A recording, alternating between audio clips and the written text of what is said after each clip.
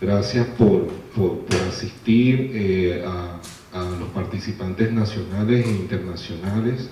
Bienvenidos. Le damos la bienvenida al doctor Juan Emilio Echevarría. El doctor Juan Emilio Echevarría es director del Laboratorio de Referencia en Investigación en Infecciones Víricas Inmunoprevenibles del Centro Nacional de Microbiología, Instituto de Salud Carlos III, en Majadahonda, Madrid, España, y además fue mi director de tesis de doctorado. El doctor Juan Emilio Echevarría nos va a hablar de salto de barrera de especies y emergencia de virus, utilizando como modelo los virus asociados a murciélagos.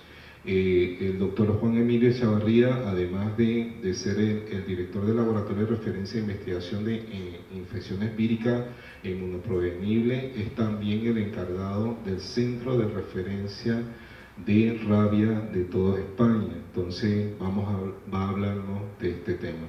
Bienvenido, Juan, y muchas gracias por aceptar dictar esta conferencia dentro del programa de maestría en microbiología ambiental y en el curso de virología ambiental que estamos dictando en estos momentos dentro del programa. Gracias por asistir, Juan. Los virus asociados a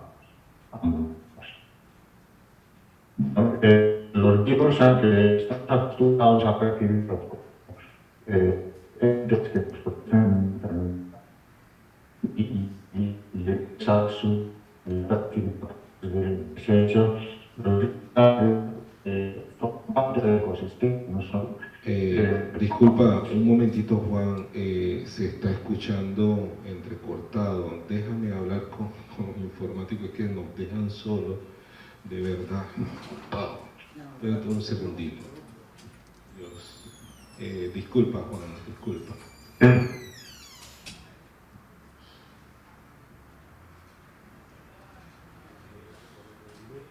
¿Escuchas un poquito ahora que acerca del micrófono? Sí se escucha mejor, Juan, pero aquí yo te escucho bien por el ordenador, pero en el auditorio se escucha entrecortado. Los que estamos en el auditorio te estamos escuchando, pero se escucha entrecortado. Entonces estamos llamando al informático para ver si lo resolvemos. De verdad, disculpa esta problemática, tú sabes, tecnológica, tú sabes, ¿no? Entonces estamos... pero en el ordenador sí, los que están escuchándote y viéndote en el ordenador, que ya somos 24 participantes, se escucha bien. En el ordenador no hay problema. El problema es aquí en el auditorio. Sí. Déjame un momentito nada más, Juan, y de verdad discúlpame, Juan. Disculpa. Nada.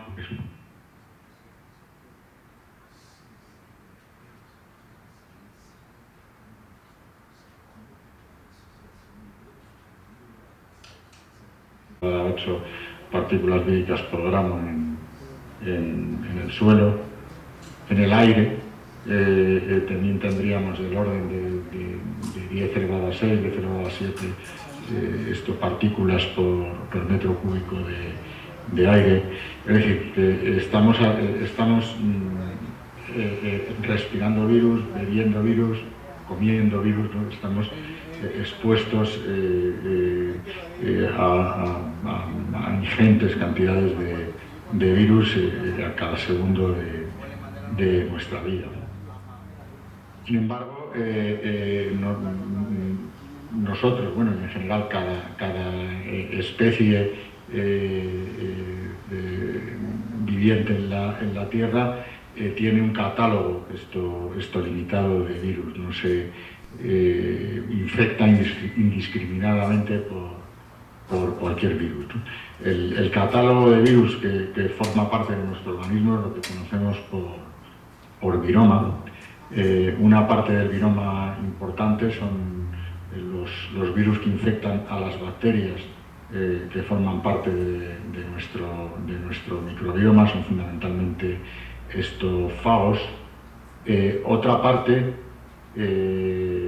son virus o son en muchos casos más que virus, secuencias de DNA de origen vírico que las tenemos integradas en nuestro genoma. Una parte no desdeñable de nuestro genoma tiene origen vírica. En algunas ocasiones estas secuencias víricas codifican por virus completos y pueden llegar incluso a expresarse, y en la mayoría de los casos no. Solo son secuencias de origen vírico que quedaron ahí captadas en nuestro ADN. Luego tenemos virus que nos producen infecciones persistentes y luego otros virus que nos producen infecciones agudas, es decir, que nos infectamos por ellos y los eliminamos. Y luego finalmente tenemos los virus nuevos, ¿no? Son aquellos virus que no son específicamente de nuestra especie, pero que de manera excepcional, ¿no? Son virus propios de otras especies, pero de manera excepcional nos pueden infectar y eventualmente adaptarse a nosotros, ¿no? Y es a estos virus a los que nos vamos a referir el resto de la charla. Bueno, entonces, ¿de dónde emergen? ¿De dónde nos vienen estos nuevos virus? Bueno, pues como los virus no son entes de vida libre, es decir, siempre tienen que estar infectando una célula, pues solamente nos puede venir de otra especie, ¿no? de otra especie, de células de otra especie, ¿no? Y esto nos puede venir por lo que yo he definido de manera un tanto libre, ¿no? Por analogía a cómo se transmiten las enfermedades, ¿no? Pues por la vía horizontal, es decir, contagiándonos de unos a otros, pero también por la vía evolutiva, ¿no? Es decir, son virus que infectaban a nuestros ancestros evolutivos y que ya formaban parte de nuestro genoma pues cuando nuestra especie derivó de ellos, ¿no? Es decir, serían virus que han evolucionado que ya los teníamos antes de existir como especies y que han evolucionado y continúan evolucionando con nosotros. Pero aquí nos iremos a referir fundamentalmente a los virus que nos podemos transmitir de unas especies a otras de manera horizontal, ¿no? Bueno, ¿dónde viven los virus o qué tipo de hospedadores pueden tener los virus, ¿no? Estos conceptos son importantes y conviene recordarlos, ¿no? En primer lugar tenemos los reservorios, que son los hospedadores que no solo son capaces de infectar, sino de mantener una cadena efectiva de transmisión, es decir, de mantener el virus en la naturaleza. Luego tenemos hospedadores ocasionales, que son aquellos que son susceptibles de infectarse, pero no son capaces de mantener cadenas de transmisión efectivas, es decir, desde un punto de vista epidemiológico resultan en una vía muerta. Y luego, bueno, finalmente tenemos los vectores, que son los hospedadores que transmiten los virus, ¿no? Que pueden ser pasivos si simplemente los sirven como medio de transporte, o activos, digamos, si a su vez se pueden infectar por los virus y actuar de reservorios. Bueno, ¿qué es lo que pasa cuando una especie se expone a un virus de otra, ¿no? Bueno, en la mayoría de los casos no pasa nada, ¿no?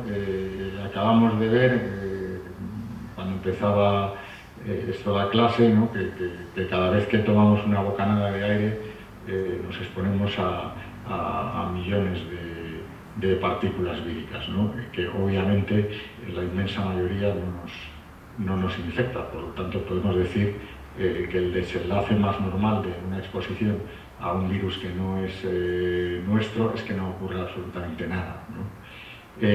Puede ocurrir, ¿no? De manera excepcional que nos infectemos, ¿no? pero que esa infección, pero que ese virus no sea capaz, pero que no seamos capaces de transmitir ese virus por el que nos hemos infectado de manera excepcional, ¿no? Lo que conocemos en inglés, ¿no? Que son explicaciones como spillover, ¿no? Puede ocurrir también todavía de manera más excepcional, ya estaríamos en esta pirámide, ¿no? En el nivel 3, que se produzca una cadena de transmisión limitada, ¿no? Dando un brote autolimitado, pero que el virus no quede circulando de manera permanente en nuestra especie o en otra, ¿no? Y luego ya finalmente puede ocurrir, ya en casos mucho más excepcionales, ¿no? que el virus sea capaz de adaptarse completamente a la nueva especie, que produzca un salto adaptativo, ¿no? En inglés se lee como host shift, y que por tanto se convierta en un virus esto nuevo para esta especie, ¿no? Todo este proceso, pues desafortunadamente hemos tenido ocasión de poderlo ver muy recientemente, ¿no?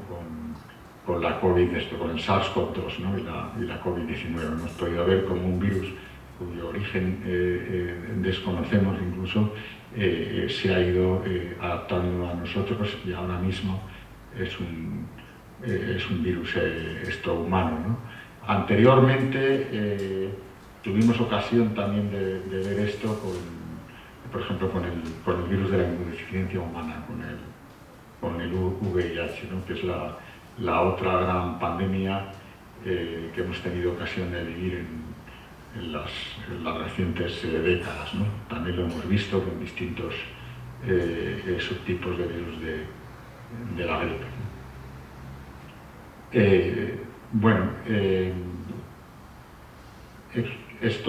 Los virus entonces habitualmente son promiscuos, o sea, saltan fácilmente, digamos, de una especie a otra, o son fieles, ¿no? O permanecen fieles a una sola especie. Bueno, esto depende, ¿no?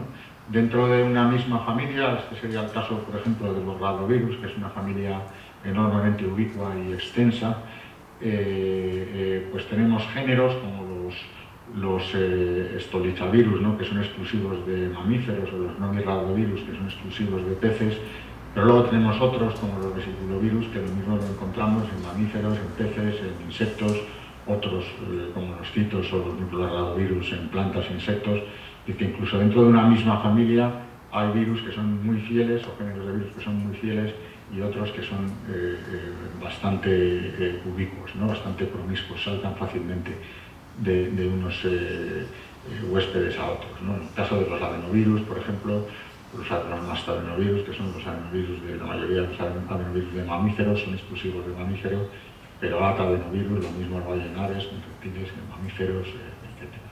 Dentro de una misma familia podemos tener distintos tipos de virus, ¿no? Bueno, ¿cuáles son las etapas del salto adaptativo, ¿no? Pero este salto adaptativo, si hablásemos en términos olímpicos, en términos deportivos, no se hace por salto de longitud, ¿no? Sino se haría por triple salto, ¿no? O sea, en primer lugar, lo primero que tiene que ocurrir es que las dos especies de huéspedes que entran en este proceso, la donante del virus y la receptora del virus, tienen que establecer contacto, ¿no? Que es lo que yo llamo el salto de la barrera ecológica, ¿no? Aunque tuviésemos, por poner un ejemplo extremo, aunque tuviésemos un virus en el laboratorio, un virus de oso polar, que el laboratorio fuera capaz de infectar camellos, ¿no? Pues eso en la naturaleza no ocurriría, por la sencilla razón de que jamás entra en contacto un oso polar con un camello, ¿no? Entonces, lo primero, aunque parezca obvio, es que las dos especies de hospedadores entren en contacto, ¿no? Esto veremos que parece una obviedad, pero de esto depende, es un factor limitante y fundamental a la hora de explicar los saltos de especie, ¿no? Luego, la segunda etapa del salto es que el virus debe ser capaz de infectar las células de la especie receptora, es decir, los virus están adaptados a una determinada especie y están adaptados en función de determinantes biológicos, y para poder infectar a otra tienen que saltarse estos determinantes biológicos. Es lo que llamo yo el salto de la barrera biológica. Y luego, finalmente, el virus, si quiere terminar de adaptarse, es decir, hacer el camino completo, no solo tiene que ser capaz de infectar a un individuo, sino que tiene que ser capaz de infectar a toda la población de ese individuo. Es decir, tiene que ser capaz de mantener la circulación en toda la población del huésped nuevo, ¿no? Es lo que llamo el salto de la barrera epidemiológica.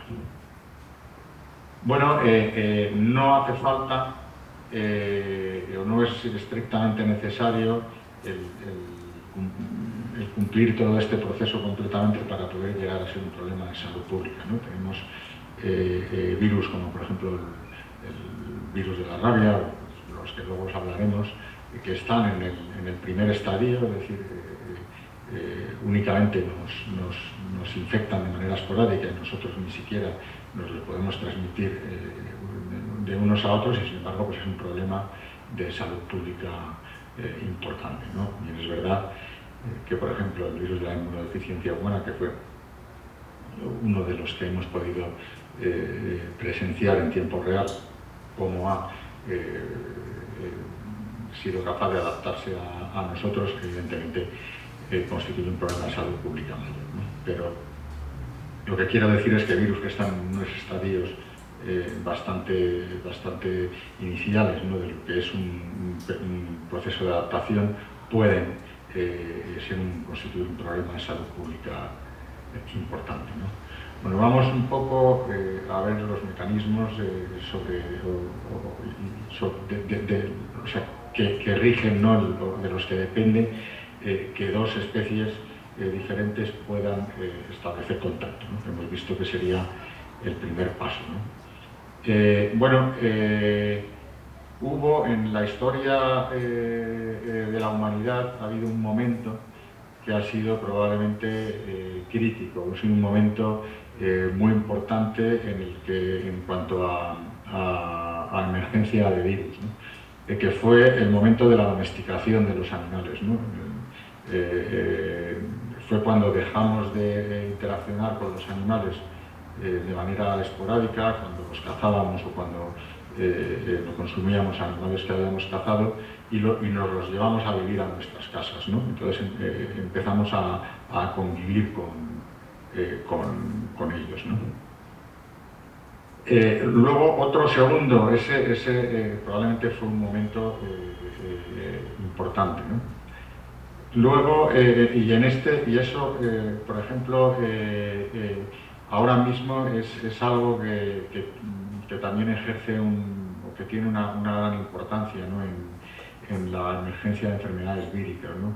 Es muy corriente que las enfermedades víricas nuevas, pensemos en la gripe o el SARS-CoV-2, ocurran en sitios donde se produce la convivencia entre los seres humanos y los animales domésticos o incluso los animales salvajes, ¿no? Por ejemplo, los mercados de China, ¿no?, que luego saldrán más adelante en algunos ejemplos, pues es muy estrecha, ¿no? Eso propicia mucho el contacto de los seres humanos, que tengan contacto muy estrecho con otras especies animales, y favorece mucho la emergencia de enfermedades, ¿no?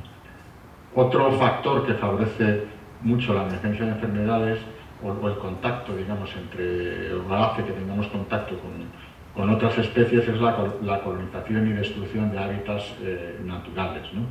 Es decir, eso hace que haya especies, animales, ¿no?, que normalmente vivían exclusivamente en el hábitat natural, y cuando nosotros destruimos ese hábitat natural, pues esas especies se ven forzadas por pérdida de su hábitat propio a invadir los hábitats donde vivimos los seres humanos, y por tanto a tomar contacto con nosotros. Es decir, este es otro factor importantísimo que propicia la emergencia de enfermedades, ¿no? Otros son, por ejemplo, los cambios de paisajes, ¿no?, la irrigación, ¿no? Hay las enfermedades transmitidas por vectores, ¿no? Por ejemplo, si nos fijamos en Aedes albopictus, si observamos mapas si tenemos en cuenta las necesidades que tiene Aedes albopictus en cuanto de hábitat, pues sería una especie que solamente podríamos encontrarla en medios tropicales y subtropicales, ¿no? Es decir, en medios donde hay muchas zonas húmedas, hay mucha agua, ¿no? Sin embargo, pues la realidad es que Aedes albopictus pues también ahora mismo es capaz de estar en países mucho más secos. En España, por ejemplo, tenemos Aedes, nos ha invadido en las últimas décadas Aedes albopictus, y eso lo puede hacer porque nosotros no tendríamos una precipitación suficiente como para poder mantener poblaciones de Aedes albopictus, y evidentemente lo hacemos porque vive en zonas de cultivo, en zonas de regadío, ¿no? Donde hay balsas, reservorios de agua, etcétera, que permiten, digamos, que viva esta especie que en otras condiciones no podría vivir en nuestro medio y nunca podríamos entrar en contacto con ellos, ¿no? Luego, otro factor importante es la translocación de especies, ¿no? Es decir, cuando fundamentalmente por comercio o de manera accidental, ¿no? en viajes, etcétera, pues unas especies de hospedador que viven en un sitio, pues no por sus propios medios, sino a través de medios de transporte, pues son traslocadas a otras, ¿no? Y luego finalmente tenemos el cambio climático, ¿no? Que es el que hace que cambien las áreas de distribución de vectores y propicia que vectores, que insectos puedan colonizar estos territorios nuevos que antes los que antes no podían vivir, ¿no? Bueno, viendo un poco ejemplos, ¿no? Un ejemplo de virus que probablemente cuya emergencia estuvo asociada a la domesticación, fue el virus del sarampión, ¿no? El virus más parecido al virus del sarampión es Rinderpest, que es un virus de bovinos, y entonces se estima que el virus del sarampión proviene de algún ancestro bovino que se nos transmitió cuando empezamos a domesticar el ganado bovino y a exponernos a sus virus, ¿no? Es verdad, ¿no? porque si fijáis aquí la divergencia de Rinderpest y virus del sarampión es hace 11 o 12 siglos, y sin embargo probablemente el sarampión emergió después, ¿no? Y esto es porque como para completar luego lo veremos, ¿no? Para completar un salto evolutivo completo, no solamente hace falta que se produzca el contacto, sino que en casos de virus muy contagiosos como el virus del sarampión, que enseguida adopta a los susceptibles, pues que la población, digamos, humana donde caiga sea lo suficientemente grande como para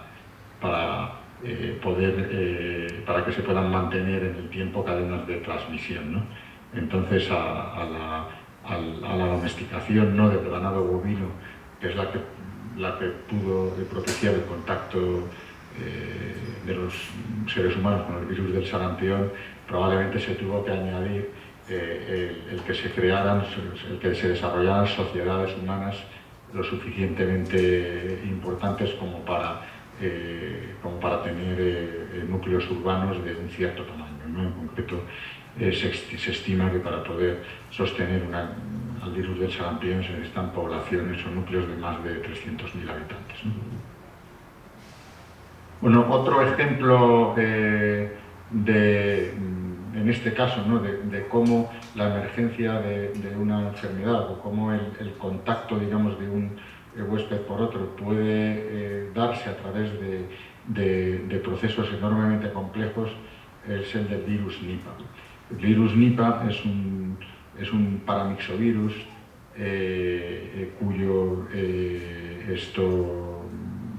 cuyos reservorios son los murciélagos, son los zorros voladores, ¿no? Estos murciélagos que se alimentan de fruta y que además son diurnos, que son tan abundantes en las zonas tropicales y subtropicales del viejo mundo, ¿no? Es decir, de África, Asia y Oceanía, ¿no? Los murciélagos frugívoros americanos no son zorros voladores, ¿no? Entonces, este virus emergió en Malasia a finales del siglo XX, en 1990 y tantos, y lo que produjo es un brote, primeramente produjo un brote de enfermedad en cerdos, en Sarawak, en una zona donde además depende mucho del ganado porcino, la población para vivir, y entonces empezaron a enfermar los cerdos con enfermedad respiratoria, y al poco de enfermar los cerdos, empezaron a enfermar los granjeros, ¿no? Con cuadros de encefalitis bastante graves, ¿no? Hubo decenas de muertos en este primer brote, ¿no? Entonces lo que se vio que ocurría es que el virus era un virus de murciélago. Estos murciélagos voladores consumen fruta, pero no la consumen entera, sino que la dejan a medio comer y la tiran al suelo contaminada con su saliva, ¿no? Entonces los cerdos se comían esa fruta contaminada con su saliva y enfermaban, y luego los cerdos se lo transmitían al hombre, ¿no? a los seres humanos, ¿no? Algo parecido es el caso del virus Hendra, que es un virus parecido en este caso, en todos los casos son en Australia, ocurrieron en Australia, pero en este caso lo que produce es una enfermedad respiratoria aguda, también grave, y el que hace de hospedador intermediario no es el cerdo, sino el caballo, ¿no? Hendra ha producido unos pocos casos y, sin embargo, Nipah produce brotes importantes, ¿no? La gran diferencia. Bueno, pues si nos fijamos en este primer brote de Nipah en Malasia. Juan, Sí, dime. solamente para que expliques un poquito, porque tú dices una enfermedad grave, pero Nipah tiene un porcentaje de letalidad bastante elevado. Tiene una enfermedad con un porcentaje de letalidad altísimo, tiene una letalidad pues aproximadamente del 50% o por encima del 50%. Además, Nipah, luego iba a hablar un poco más de esto, pero además Nipah es un virus que tiene cierta capacidad de contagio entre humanos. Es decir, no es un virus que esté adaptado a humanos, pero en medio, sobre todo en hospitales, en personal, en el medio familiar, es decir, en personas que cuidan, ¿no? digamos, de enfermos, o personal sanitario que también cuida de enfermos, ahí sí que hay cierta capacidad de transmisión de persona a persona. Bueno, pues si vemos cómo se originó este primer brote de Nipah en Malasia, lo que ocurrió es que se produjo en el año que emergió una sequía muy grande, probablemente derivada de la corriente del Niño, que es una corriente marina que tiene como efecto el que se produzcan sequías de manera cíclica. Entonces, como consecuencia de estas sequías, se produjeron muchos incendios que además fueron provocados en su mayoría por los seres humanos, y esto lo que produjo es una gran deforestación en esta zona, por lo cual hubo una pérdida de hábitat para especies que están ligadas al bosque, ¿no? Y estos zorros voladores, estos grandes murciélagos que son los hospedadores de Nipah, viven en los árboles, ¿no? Dependen de los árboles, es su medio donde viven, ¿no? En consecuencia, estos murciélagos tuvieron que migrar de zonas salvajes a zonas urbanas, y esto es lo que hizo que, por el mecanismo que os expliqué antes, pues tomaran contacto con cerdos y los cerdos con los seres humanos, ¿no? Es decir, observamos cómo el resultado de la emergencia de una enfermedad en humanos es un proceso complejo, ¿no? Que empieza con un proceso, digamos, natural, como es una sequía, y por intervención de los seres humanos pues acaba, ¿no? Propiciando una emergencia de una enfermedad. Luego ha habido más brotes de Nipah en otros sitios, ha habido bastantes en Bangladesh e India sobre todo, pero en este caso la transmisión no es a través de hospedador intermediario, no es a través de cerdo. Aquí lo que ocurre en sitios donde hay grandes cultivos de palma, ¿no? Del árbol de palma, que se cultiva mucho porque el aceite de palma es un aditivo alimentario muy común, ¿no? Entonces, lo que hacen es que para recoger el jugo de palma es unas incisiones en el tronco, y el jugo lo recogen en unos recipientes, ¿no? Entonces, lo que pasa es que los murciélagos frugívoros van a estos recipientes y beben el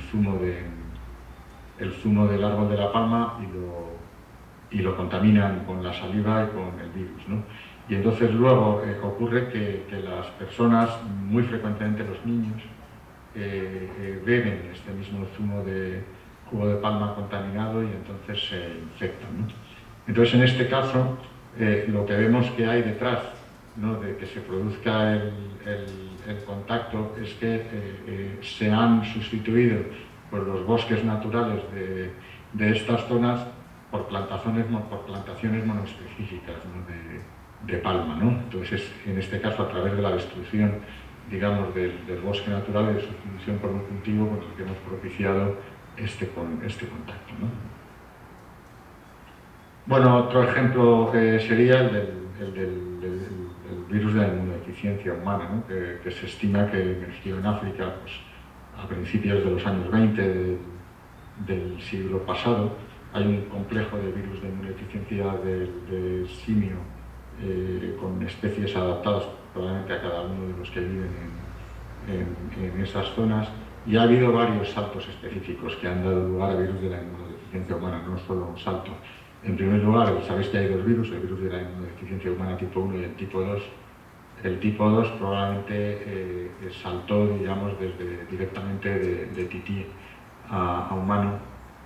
Y luego, en cuanto al HIV1, que es el que ha producido o el que sigue produciendo la gran pandemia de SIDA, se produjo un salto, en primer lugar, de mangabey y de titís también a chimpancé, y luego de chimpancé a humanos, eso los subtipos M y N, y el subtipo P y quizá el O, se produjo probablemente un salto de chimpancé a gorila y luego de gorila a humano, ¿no? Es decir, en este caso, y eso es muy corriente, la exposición de los humanos, en este caso a chimpancés y a gorilas, pues por lo que se produjo es fundamentalmente por consumo de carne, ¿no? Es decir, por consumo, por manejo, digamos, de cadáveres de chimpancés, gorilas y estos titís, ¿no?, y por infección a través de ellos, ¿no? ¿Qué es lo que ocurrió? ¿Por qué luego emergió una pandemia? Esto ya vemos que llevaba ocurriendo probablemente desde décadas antes de la pandemia, pero luego lo que ocurrió es que se utilizó sangre o sea, hubo compañías productoras de productos biológicos que fueron a obtener sangre a zonas remotas de África para producción de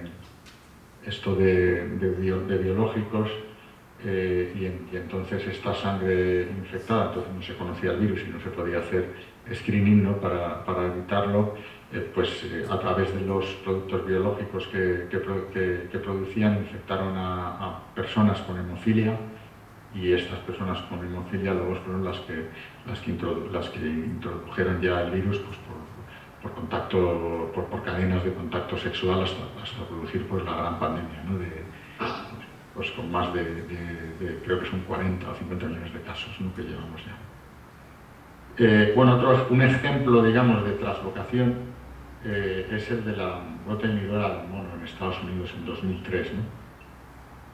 En este caso, lo que ocurrió es que se importó como mascota, ¿no?, por esta un poco moda, ¿no?, en lugar de tener mascotas habituales, por perros, gatos, los que están más adaptados a los seres humanos y por tanto ya nos hemos expuesto desde hace milenios, ¿no?, a sus virus, y eventualmente hemos aprendido, digamos, a controlarlos.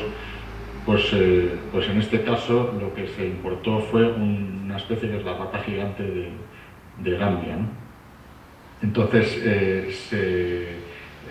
estas ratas se almacenaron, ¿no?, junto con perritos de las praderas, ¿no?, que es una especie que es autóctona de Estados Unidos y que además también se tiene como mascota, ¿no? Y entonces esta rata gigante de Gambia le transmitió la enfermedad a los perritos de las praderas, y luego estos perritos de las praderas se vendieron, ¿no?, a seres humanos y les acabaron infectando de monkeypox, ¿no? Fue el primer gran brote el primer brote, digamos, no gran brote, pues un brote pequeño de monkeypox, ¿no? Que no tiene nada que ver con el mecanismo por el cual ha emergido ahora mismo el monkeypox en el mundo, en este sí que gran brote que tenemos ahora. Esto fue probablemente una infección adquirida originalmente en África y luego esto exportada, digamos, al resto del mundo, y en este caso muy adaptado a poblaciones con mucha promiscuidad sexual, ¿no? Bueno, un caso, digamos, también muy ilustrativo de contacto, de emergencia de enfermedad por comercio, ¿no?, de especies salvajes es el SARS, ¿no? El SARS, ya sabéis que es una enfermedad respiratoria que emergió en Guangdong, en China, en el año 2003, produciendo pues un brote de cientos de casos. También SARS tiene también una letalidad alta, no tan alta como Nipah, probablemente está en torno a un 10%, pero tiene una letalidad alta, ¿no? Hace tiempo, antes del 2020, había, digamos, que hacer hincapié en que una letalidad del 10% es una letalidad alta, ¿no? Yo creo que ahora, después de ver lo que nos ha hecho un virus con una letalidad pues que no llega al 1%, nos podemos imaginar lo que podría ser no una pandemia por un virus con una letalidad del 10%, ¿no? Yo creo que eso ahora esto se percibe, ¿no? Un 10% de letalidad, yo creo que ahora ya lo percibimos de otra manera, ¿no? Lo percibimos en su justa medida, ¿no? Es mucho una letalidad del 10%. Ya una de un 50, a lo mejor, una cosa así como hablábamos antes, pues ya un 30, 50 ya es mayor, ¿no? Es mucho mayor, es dramático ya eso. Bueno, pues aparte del brote de China, hubo casos, se exportaron casos a varios países del mundo y en concreto resaltó mucho el brote de Canadá, ¿no? Con 251 casos y 43 muertos, además un brote con una letalidad alta, ¿no? Y aquí lo que ocurrió es que lo que se vio es que bueno, esto ocurrió en un mercado, en un típico mercado chino, donde en China pasa también en otras partes, ¿no? Pasa también mucho en África, consumen carne de prácticamente todo, ¿no? Comen carne de muchísimas especies salvajes, ¿no? Y además es muy apreciada, ¿no? Por lo que en estos mercados concurren especies salvajes muy diferentes, ¿no?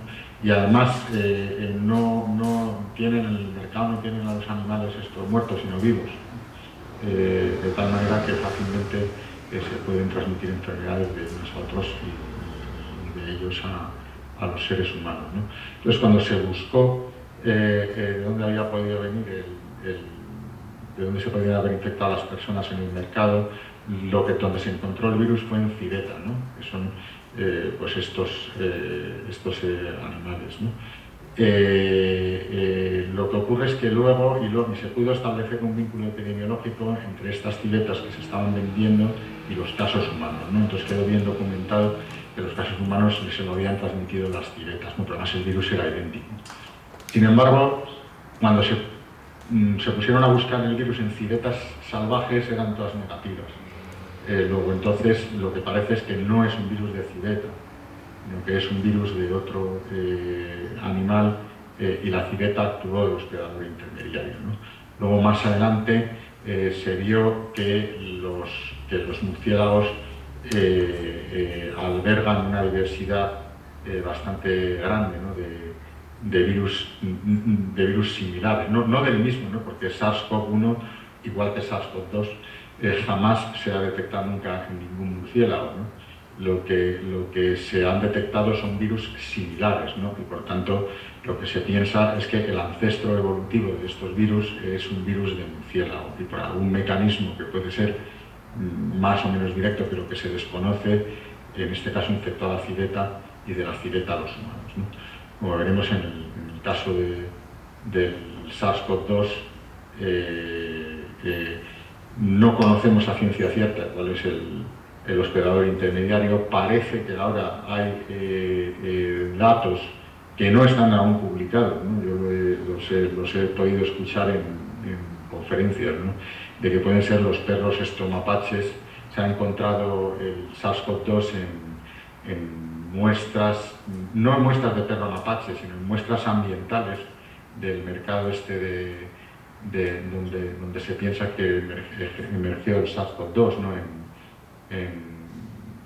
En Hunan, en esta otra ciudad china, y que además esas muestras también contenían, esas muestras ambientales también contenían ADN de perro mapache, ¿no? Ahí concurrían el ADN del virus y ADN de perro mapache, ¿no? Entonces se piensa que el perro mapache hubiese actuado de la misma manera que la civeta en el caso del SARS, ¿no? Y luego de la misma forma también hay virus parecidos al SARS-CoV-2 que son del mismo grupo que el SARS-CoV-1 en murciélagos, ¿no? Por tanto, podría haber sido un mecanismo similar, pero digamos que en SARS-CoV-2 las cosas están bastante peor documentadas que en SARS-CoV-1, ¿no? Todo es mucho más hipotético, ¿no? Bueno, vamos ya a la segunda parte, ¿no? Del proceso de adaptación, ¿no? Que es que el virus sea capaz de infectar a las células de la especie, el salto de la barrera genética, ¿no? No conocemos muy bien, o probablemente los ciclos de replicación de un virus son muy complejos, ¿no? Y lo que mejor conocemos, ¿no? En cuanto a restricción para que unos virus no puedan infectar a otros, ¿no? En cuanto, lo he dicho de otra manera, en cuanto a tropismo de virus por especie, está en los receptores, ¿no? En la parte externa. Ya sabéis que para que un virus pueda infectar una célula, lo primero es que un receptor vírico, es una molécula externa del virus, entre en contacto con un receptor celular, es decir, con una molécula que está en la superficie celular y que interacciona con la molécula del virus como una llave con una cerradura, ¿no? Es el análogo que se puede esto poner, ¿no? Entonces, esa es la razón por las cuales pues los receptores víricos, las proteínas que tienen un virus, solamente están adaptadas a proteínas de superficie celulares de una determinada especie, ¿no? En este caso, aquí lo que podemos ver, aquí tenéis en azul, ¿no? Sería las especies que tienen un rango de hospedadores esto grande, y en rojo tendréis aquellos virus que tienen un rango de hospedadores pequeño, ¿no? Es decir, que son capaces de infectar solo uno o muy pocos hospedadores, ¿no? En ordenadas tenéis el número de especies que es capaz de infectar cada uno de estos virus, y en abscisas tenéis el grado de conservación del receptor celular, es decir, expresado como homología de esta proteína entre ratón y humano, ¿no? Es decir, si esta proteína tiene una homología muy grande entre ratón y humano, suponemos que es una proteína muy conservada, al menos entre los mamíferos. Si tiene una homología muy pequeña, suponemos que es una proteína, la proteína receptora está muy poco conservada, ¿no? Entonces, lo que observamos es que en casos de virus que tienen un rango de hospedador alto, ¿no? O sea, que son capaces de infectar a muchas especies, los receptores estos celulares son siempre receptores muy conservados, ¿no? En el caso de especies que tienen un rango de hospedadores más restringido, puede ocurrir que sea así o no. Pero también puede ocurrir, aunque en la mayoría de lo que conocemos de tropismo vírico depende de estas proteínas externas, también hay algunos casos en los que no. Este es el caso, por ejemplo, de la adaptación del VIH a humanos, ¿no? Esta depende de una proteína que es la teterina, una proteína celular. Es una proteína que no permite que bloquea la salida del virus, no permite que se termine, ¿no? El ciclo celular, ¿no? Entonces, el virus de la inmunodeficiencia del chimpancé, sí, del simio, en este caso del chimpancé, se fija a través de la proteína, o sea, la proteína NEC del virus de la inmunodeficiencia del chimpancé se fija a teterina, ¿no? Y entonces la teterina la inhibe y no permite y entonces permite la salida la teterina lo que permite es la salida del virus, ¿no? Sin embargo, la teterina humana tiene una deleción de 5 nucleótidos y no se puede unir a la proteína NEF del virus de la inmunodeficiencia del chimpancé, y por esa razón no somos susceptibles al virus de la inmunodeficiencia del chimpancé. Es decir, es capaz de entrar en células humanas y teóricamente de replicarse, pero no puede salir, entonces no puede completar el ciclo, ¿no? Entonces, para adaptarse al hombre, se ha visto que se tuvieron que generar rutas alternativas, ¿no? Para inhibir la teterina. Entonces, así los genotipos de virus de inmunodeficiencia humana 1 y del M y en menor medida del N se unen a través de otra proteína, de la VPO, y el VIH2 a través de la proteína de envuelta, ¿no? Pues en este caso vemos que el tropismo, digamos, de virus no dependía de las proteínas de superficie, ¿no? De los receptores víricos y celulares, sino de una proteína que en este caso actuaba incluso en las fases terminales, ya en las últimas fases del ciclo de replicación, ¿no? También pasa, pues, por ejemplo, las mutaciones en el correceptor CCR5 de VIH, ¿no? que dependiendo de que hay mutaciones que son incompatibles, ¿no? con la infección por VIH, ¿no? Entonces, por eso hay estos genotipos, digamos, humanos. Hay personas que tienen determinados estos genotipos de este correceptor CCR5 que no pueden, o sea, que no se pueden infectar por VIH, ¿no? El virus no es capaz de infectar sus células, ¿no? Bueno, entonces nos cabe un poco pensar si qué es más importante, ¿no? Si la barrera biológica o la barrera ecológica, ¿no? A la hora de explicar esto de la distribución de los virus, ¿no? Bueno, pues esto es, en este caso, este es el caso de la rabia en murciélagos americanos, ¿no? Esto es, en este caso es en un trabajo en Estados Unidos, pero sería similar, ¿no? Probablemente en toda América, ¿no? Ya sabéis que en el continente americano, luego lo veremos, es el virus de la rabia, ¿no? El único virus que infecta esto tanto a murciélagos como a mamíferos terrestres, ¿no? En el resto del mundo esto no es así, y es el virus de la rabia el que infecta a mamíferos terrestres, pero son otros misavirus que luego veremos los que infectan murciélagos, ¿no? En América no, en América es el mismo virus para todo, ¿no?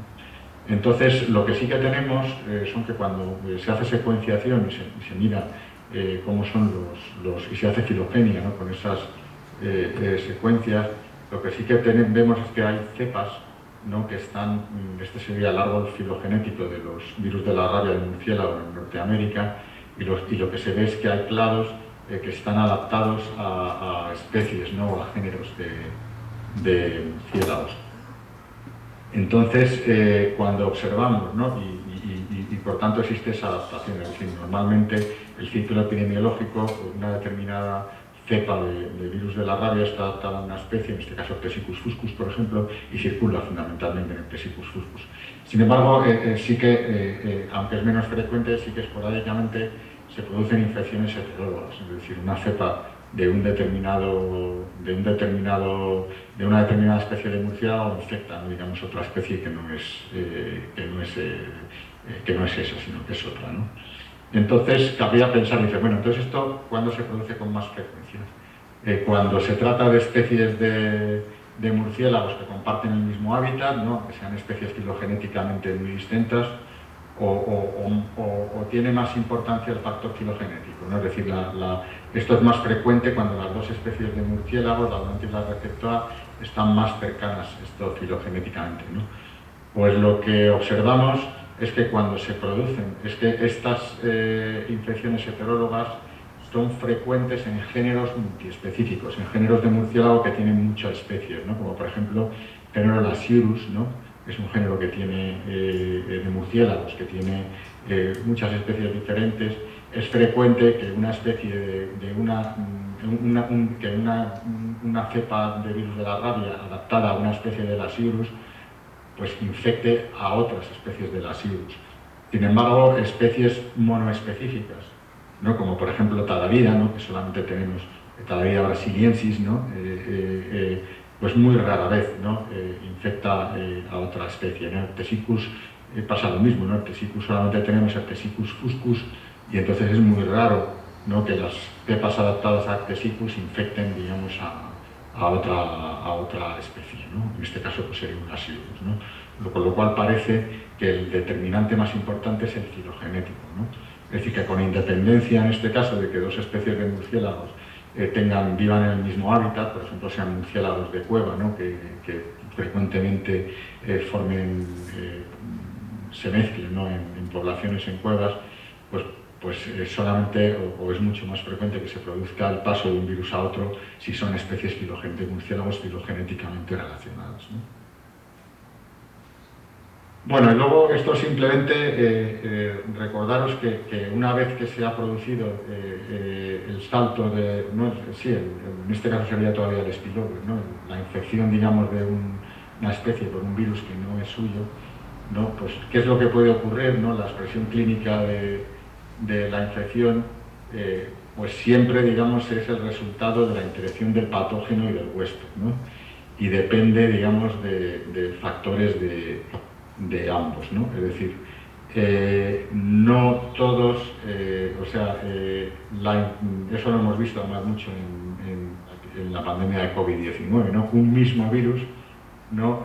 Puede producir a unas personas enfermedad muy leve y a otras personas puede matarlas, ¿no?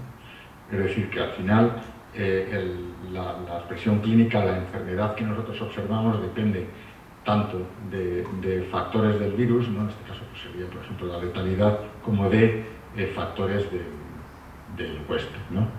¿Qué factores del huésped son importantes? Bueno, pues lo hemos visto, ¿no? Hace poco, ¿no? La edad, la existencia de patologías de base, la gestación, también la gestación produce una cierta inmunodepresión y hace que puedan ser más graves las enfermedades, el estado inmunitario general, y luego los factores de respuesta inmune específica, ¿no? No podemos olvidarnos de que nuestra respuesta inmune depende de la tipo 1, depende de HLA, ¿no? Depende de nuestras moléculas del complejo principal de histocompatibilidad, es decir, lo que nuestras células presentadoras enseñan a los linfocitos es un complejo entre proteínas del patógeno y proteínas nuestras, ¿no? Del complejo principal de histocompatibilidad, ¿no?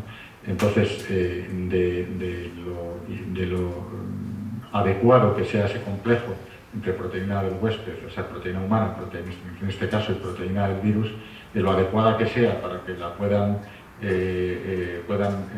interaccionar con los linfocitos, pues va a depender mucho nuestra respuesta inmune. Por eso hay casos en los cuales personas que son perfectamente inmunocompetentes, ¿no? Y que nunca han tenido ningún problema de tipo inmunológico general, sin embargo tienen enfermedades gravísimas, ¿no?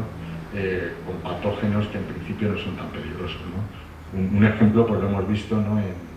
en COVID-19, ¿no? Es verdad que la mayoría de los casos graves de COVID-19 eran en personas de edad y en personas con patología de base, ¿no? Pero es verdad que también hemos visto casos de gente joven, ¿no? De gente muy joven y muy sana, pues morirse, ¿no? de COVID-19, ¿no? Pues una de las razones probablemente puede estribar en que a lo mejor pues, sus complejos no tenían una capacidad de poder montar una respuesta inmune adecuada, o al revés, en el caso de COVID-19, montaban una respuesta inmune particularmente tóxica, ¿no? Debido a sus moléculas del complejo principal de histocompatibilidad, ¿no? Un caso muy paradigmático, muy raro, pero muy paradigmático son las varicelas hemorrágicas, ¿no? Es muy infrecuente, pero hay algunas personas, esto es excepcional, tiene una casuística mínima, en los cuales el virus de la varicela les produce una fiebre hemorrágica, como si fuera ébola.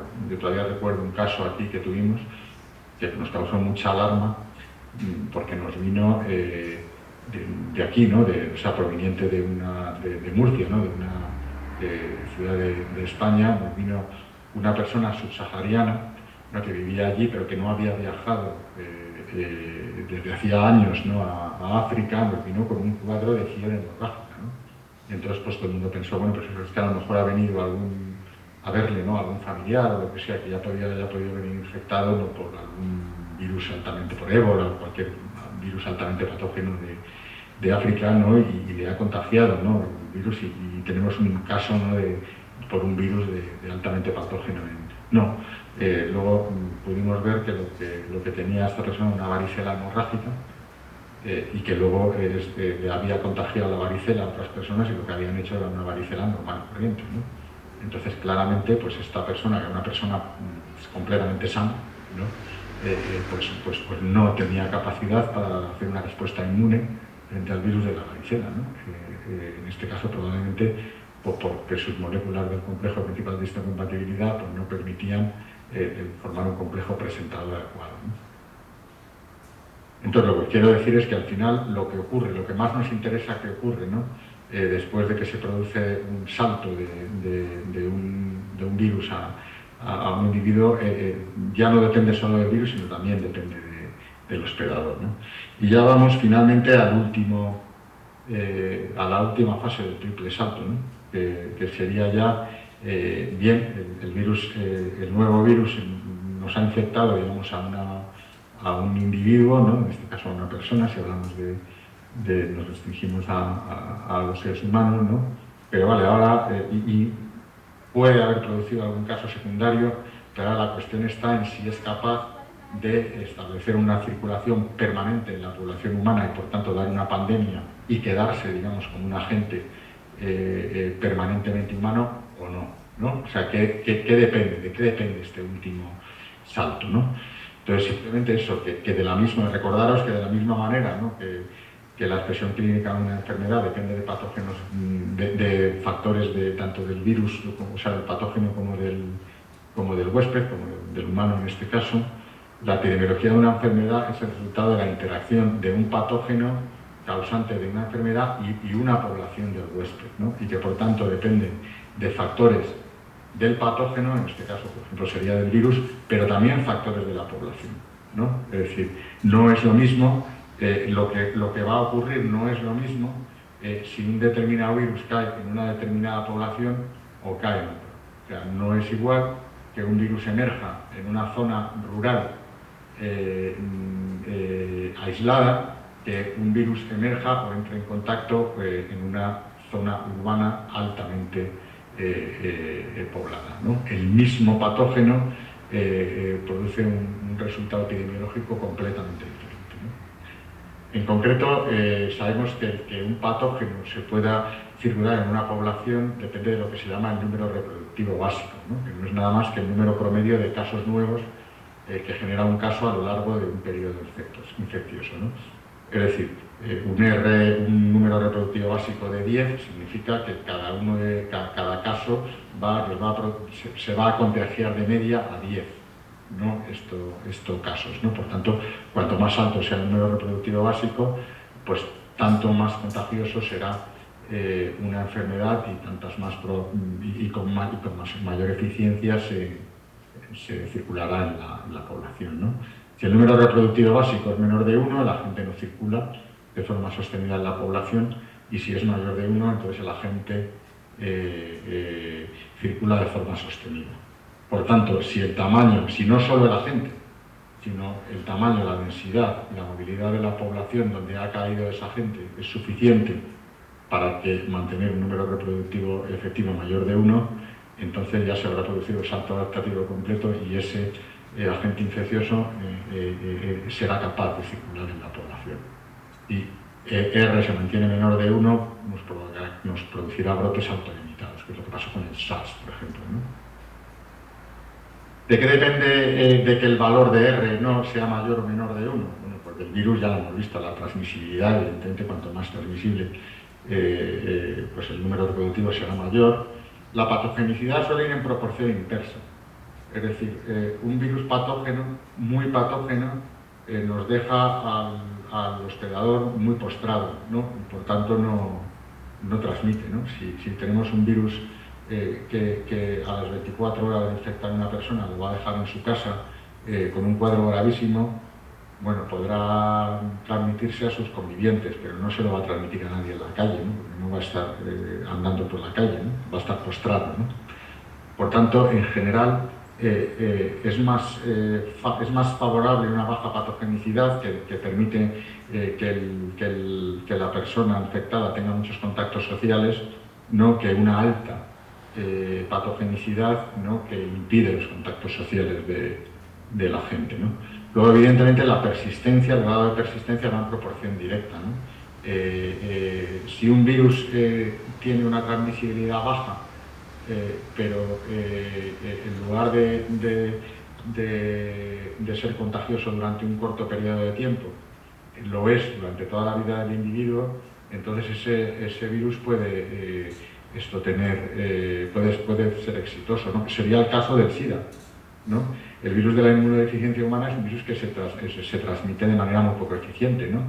Requiere, digamos, de una vía de contagio como el contacto sexual, que es evidentemente mucho menos eficiente que una transmisión respiratoria, ¿no? Con otros agentes, y además es poco contagioso, ¿no? No es fácil contagiarse de VIH, ¿no? Requiere la mayoría de las veces un cierto el tener un contacto sostenido, ¿no? Y demás, ¿no? Sin embargo, a pesar de eso, este virus nos ha producido una pandemia, ¿no? Ha producido decenas de millones de casos. ¿Por qué? Porque es un virus persistente. Es decir, es poco contagioso, pero una persona infectada es capaz de contagiar el virus constantemente y durante toda su vida, ¿no? Entonces, una cosa, esto compensa a la otra, ¿no? Y luego también, esos son factores del virus y luego factores de la población del huésped, ¿no? La densidad poblacional, evidentemente, va en proporción directa del R0, del número reproductivo efectivo, es decir, cuanto más densa sea una población, mejor se transmite el patógeno. Y luego la susceptibilidad de la población va evolucionando. Es máxima inicialmente, ¿no? Eso lo hemos visto perfectamente con la COVID-19, ¿no? Al principio toda la población es susceptible y por tanto el virus, aun no siendo un virus que sea muy transmisible, porque no es un virus excesivamente transmisible, sin embargo, al ser toda la población susceptible, se transmite de forma explosiva, ¿no? Porque cuando una persona estaba infectada al principio de la pandemia por SARS-CoV-2, es que todo no estaba nada más que rodeado de personas susceptibles, ¿no? Sin embargo, esta disponibilidad de personas susceptibles disminuye, ¿no? Se va agotando, ¿no? La gente o fallece por la enfermedad o se queda inmune, ¿no? Y entonces eso va disminuyendo, ¿no? Y luego también puede ocurrir que vaya aumentando por incorporación de susceptibles. ¿Cómo se incorporan personas susceptibles a una población? Pues por dos mecanismos, o por movimientos, es decir, por viajes, es decir, que nos venga o que entre, digamos, gente de otros sitios en esa población, o al revés, o que una persona de la población original infectada se vaya a viaje a otra, donde todos son susceptibles, o por nacimientos, ¿no? Cada cohorte de nacimiento pues te introduce personas que son susceptibles, ¿no? Y luego otro factor importante es la movilidad, ¿no? La movilidad es la que permite que se puedan alcanzar otros núcleos de población, ¿no? Por poner ejemplos extremos, ¿no? Imaginémonos las consecuencias de que SARS-CoV-2 hubiera saltado a un clan, digamos, de hombres primitivos, ¿no? En el Paleolítico, ¿no? Que podía haber infectado pues, a las 20 o 30 personas del clan, ¿no? Y ya está, porque estas personas, para poder entrar en contacto con otras, pues probablemente necesitaban varios días de viaje, ¿no? O varias semanas de viaje, ¿no? Pues evidentemente la consecuencia, eso es muy diferente de la consecuencia que te entres en ese mismo virus en una población de 7.000 millones de habitantes, ¿no? Con aviones volando, digamos, de unos países a otros constantemente, ¿no? Esto es lo que pasó, por ejemplo, con ébola, ¿no? En 2014.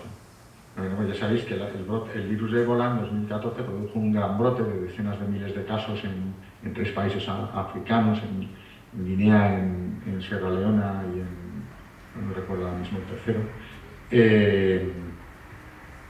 Que además hubo casos también en Estados Unidos, en España también tuvimos un caso esto importado, ¿no?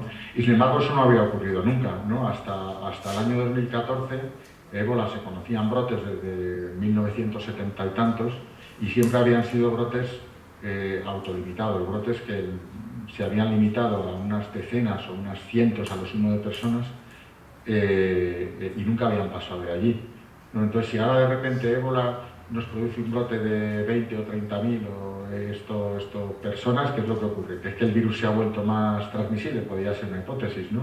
Pero cuando se hizo secuenciación del virus y se hicieron experimentos, ¿no?, de transmisibilidad del virus, creo que no. O sea, que el virus no tenía ningún determinante, que esa cepa de virus no era especialmente transmisible. La diferencia está en que entró, en lugar de quedarse en zonas rurales muy aisladas, entró en grandes capitales, en ciudades grandes, ¿no?, donde había poblaciones de millones de personas con una densidad de población muy alta, ¿no?, y además con una movilidad grande, ¿no?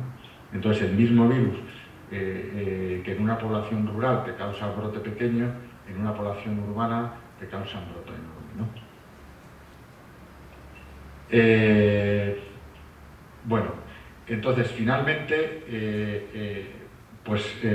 decir, vale, hemos visto, ¿no?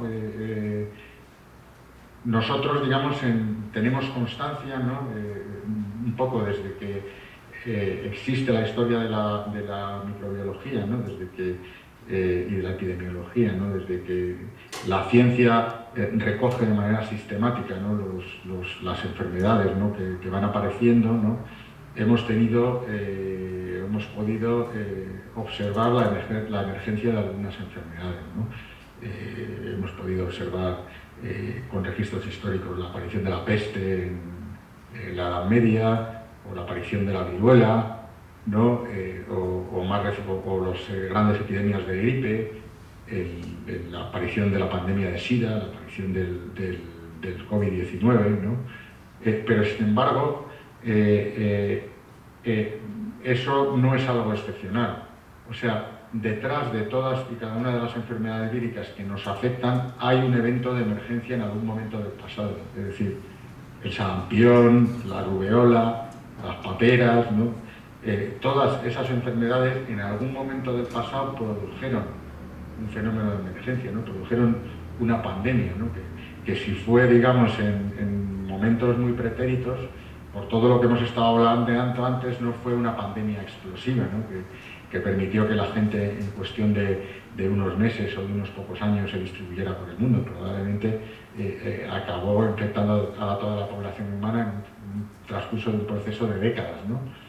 Pero todas, digamos, tienen una historia, digamos, de emergencia, ¿no? Todas y cada una de nuestras enfermedades víricas, ¿no? Y luego otra cosa importante es que estos mecanismos de emergencia de enfermedades víricas continúan actuando y nunca van a dejar de hacerlo, ¿no? Siempre van a actuar estos mecanismos. Entonces, dependiendo de cómo actuemos nosotros, del comportamiento de nuestra especie, estos mecanismos de emergencia actuarán de manera más o menos eficaz y con mayor o menor frecuencia, ¿no? Pero los mecanismos existen, ¿no?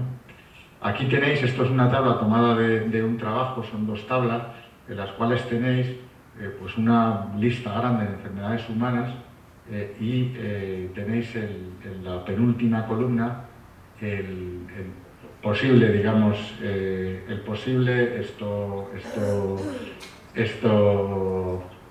origen de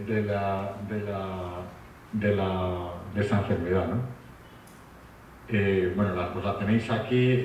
Yo luego, si queréis, os dejo la presentación, ¿no?, y la podéis compartir. O sea, yo os la cedo, te la mando a Alex por correo y la puedes compartir abiertamente con todos los alumnos. Y ahí tenéis la lista, ¿no? Gracias, Juan. Entonces, ¿De qué depende, ¿no?, el que nosotros vayamos a tener? Ya hemos visto que los mecanismos no van a dejar de actuar, ¿no? Entonces, ¿de qué depende, ¿no?, el que vayamos a tener con mayor o menor frecuencia pandemias, ¿no?, que estos mecanismos. Bueno, pues tenemos algunas fortalezas como humanidad, ¿no?, porque hemos visto que los fenómenos de emergencia de enfermedades son fenómenos globales, ¿no? Ahí, digamos, como comunidades o como países aislados no tenemos ninguna posibilidad de defendernos de nada. O sea, o nos defendemos como especie, o sea, como humanidad, como comunidad, o no nos podemos defender. O sea, aquí no podemos pensar en defendernos contra pandemias como España o como Panamá, no.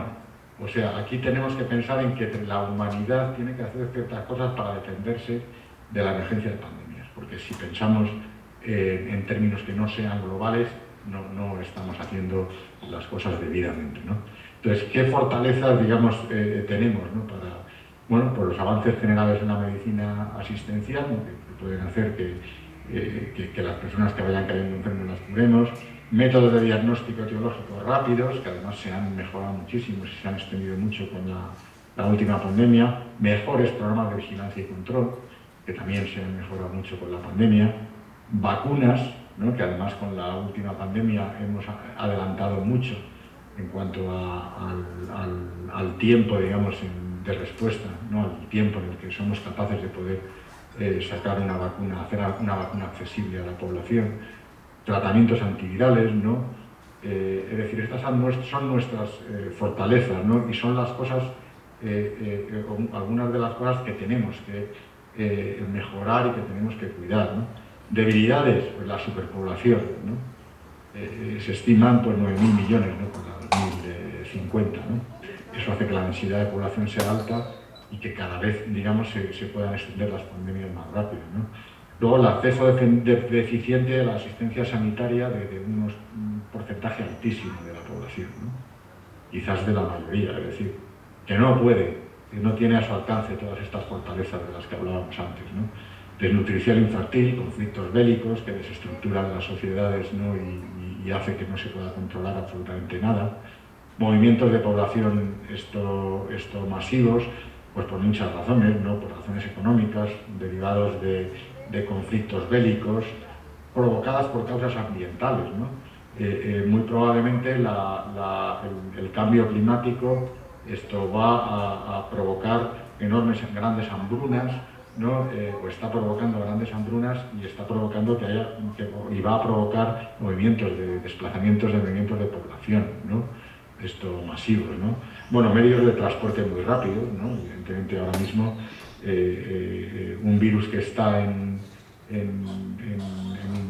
está aquí en España ahora mismo, pues dentro de 12 horas está en Nueva Zelanda, ¿no?, que son nuestras antípodas, ¿no? Y eso es así, ¿no?, todo es rapidísimo.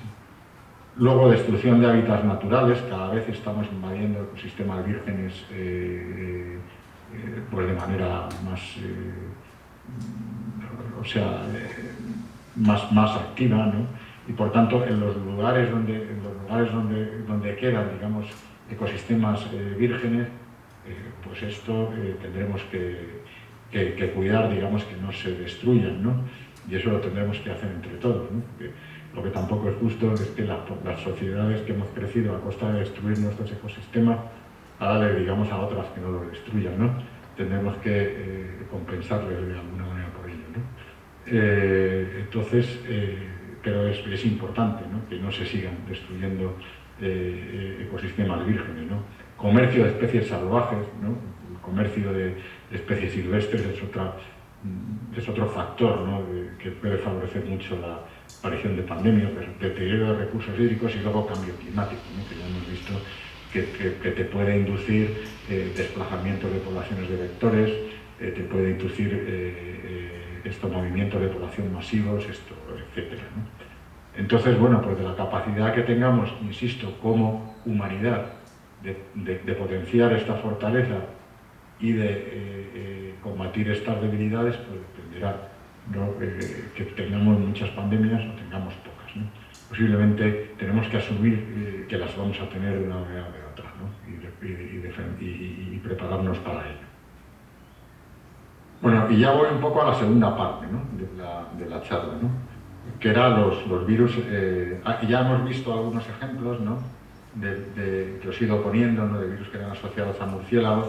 Os aparecerá en esta charla para que lo podáis ubicar, pero me los saltaré, ¿no?, porque ya los he explicado, ¿no?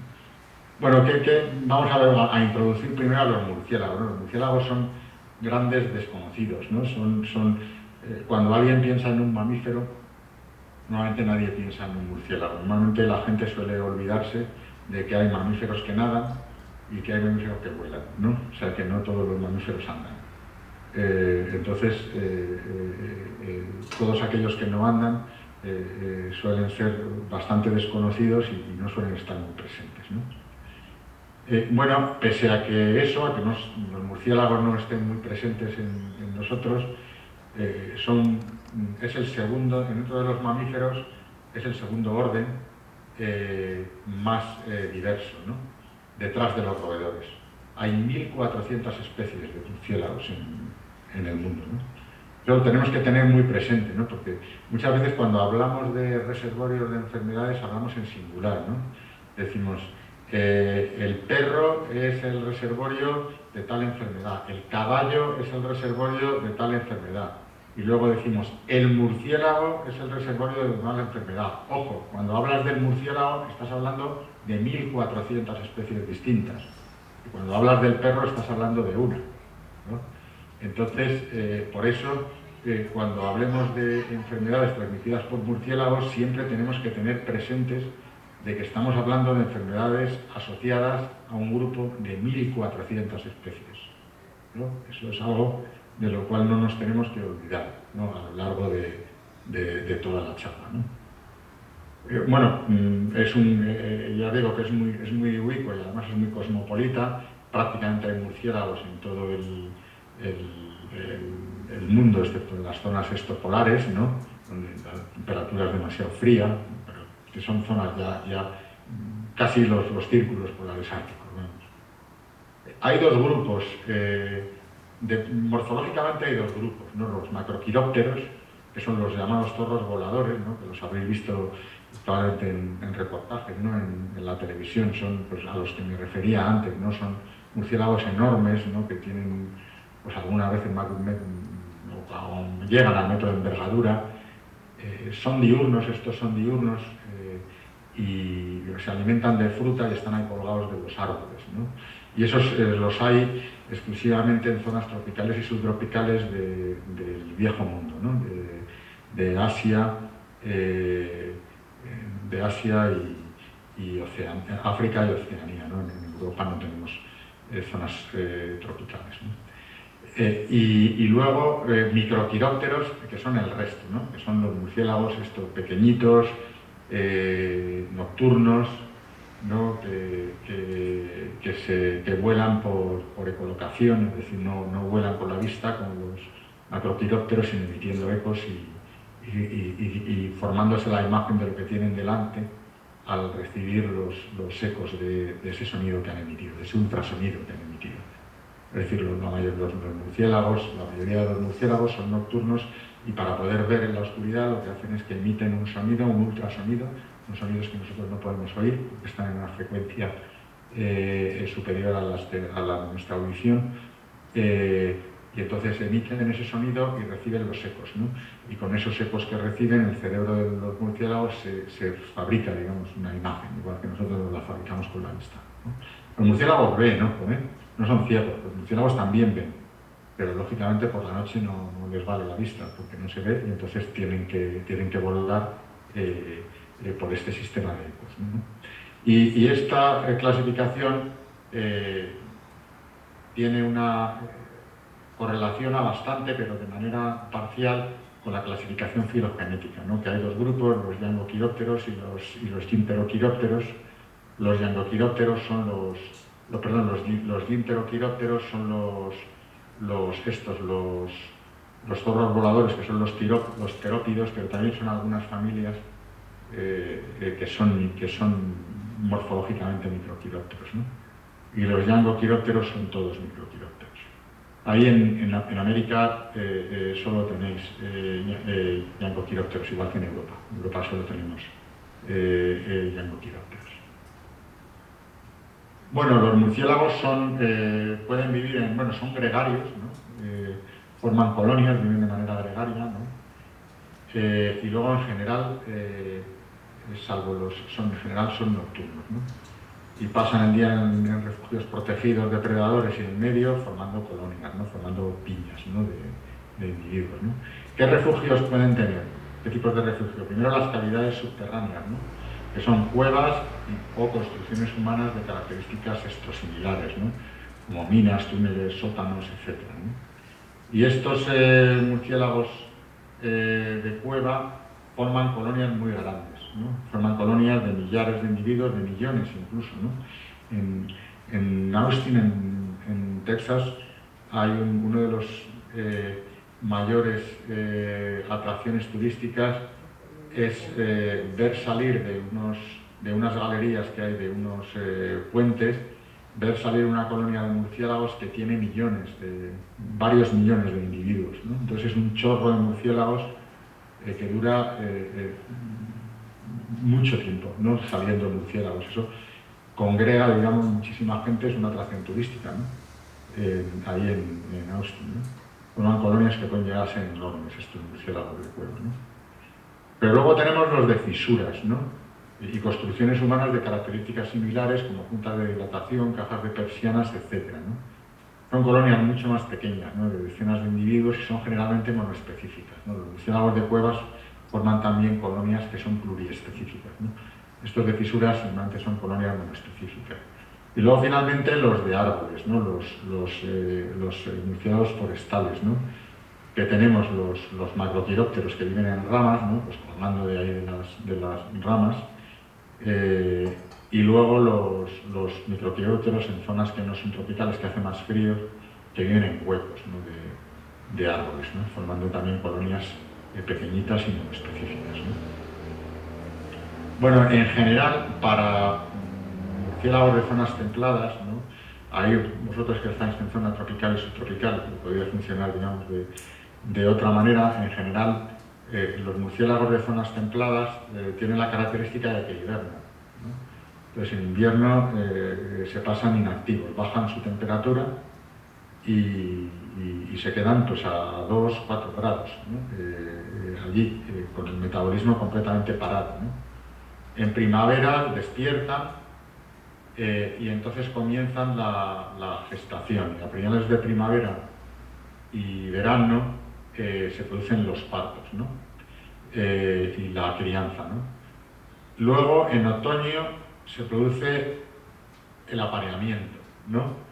Y esto es curioso porque las hembras, las que hibernan son o bien las hembras gestantes, ¿no? O bien, por ejemplo, que es lo más frecuente, por extraño que parezca, lo que hiberna es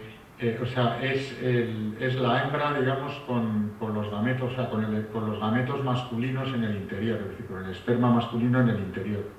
Es decir, en la mayoría de muchas de las especies se produce el apareamiento y los espermatozoides quedan retenidos en la hembra hiberna y la fusión de los espermatozoides con el óvulo se produce cuando despiertan.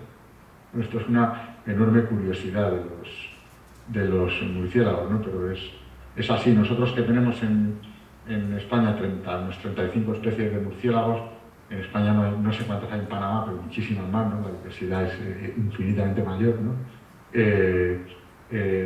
Solamente hay una de nuestras 30 y tantas especies que lo que hiberna es el embrión. En la mayoría lo que hiberna es este curioso mecanismo de que hibernan los dos gametos pero sin fusionarse, ¿no?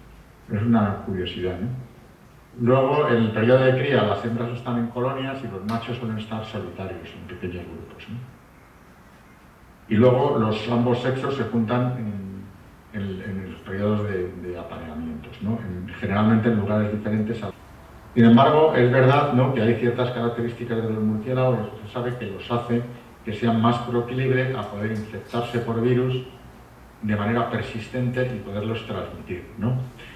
si es que se produce el contacto entre los humanos y los murciélagos de acuerdo a los mecanismos que hemos visto antes, ¿no? ¿Cuáles son estas características? En primer lugar, su diversidad, ya lo hemos dicho.